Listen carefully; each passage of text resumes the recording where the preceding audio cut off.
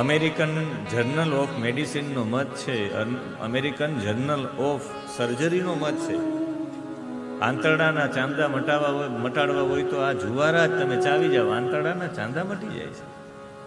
અરે ખીલ જેવી ખીલ, તમે મોટી ભાગની દવાઓથી ખીલ નીકળતા ન હોય, આ જુવારાને ઘસીને લગાડી તો ખીલ પણ જતા રહે છે. એનો તો મત એવો છે કે ક્લોરોફિલ સૌથી વધારે જુવારામાં હોય છે. ક્લોરોફિલનો મતલબ થાય પ્રબળ જંતુનાશકતા. પ્રબળ જંતુનાશકતા ખાલી આ એટલે જ મોટા મોટા ખાલી કથામાં જ નહીં, મોટા મોટા યજ્ઞોમાં પણ જુવારા રોપવામાં આવે. તમારે ત્યાં મોરાકતના જાગરણમાં પણ જુવારા રોપવામાં આવે. એનાથી પણ આગળ મને કહેવાની ઈચ્છા થાય, રામદેવ પીરજીનો પાઠ હોય, 12 પોરો પાઠ, તો એ જુવારા રોપવામાં આવે. એટલે વાંસની રોજ માટે પૂજા કરવાથી એમાં કાર્બોહાઈડ્રેટ હોય છે અને એનાથી પણ કેલેરી ઉર્જા સૌથી વધારે 265.6 કિલો કેલેરી ઉર્જા વાંસના બીજમાં હોય છે.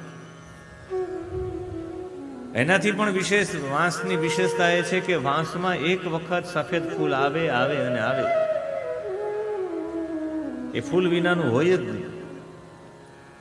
આપણા પરિવારમાં પણ ફૂલ વિનાનું પરિવાર ન રહે, એટલે વાંસની પૂજા છે. એનાથી 92 જેટલી પેટા જાતિઓ છે વાંસની.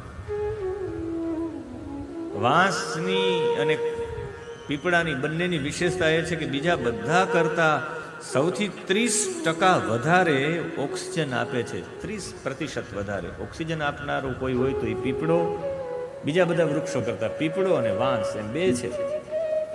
એટલે વાંસની પૂજા રોજ માટે હોય છે.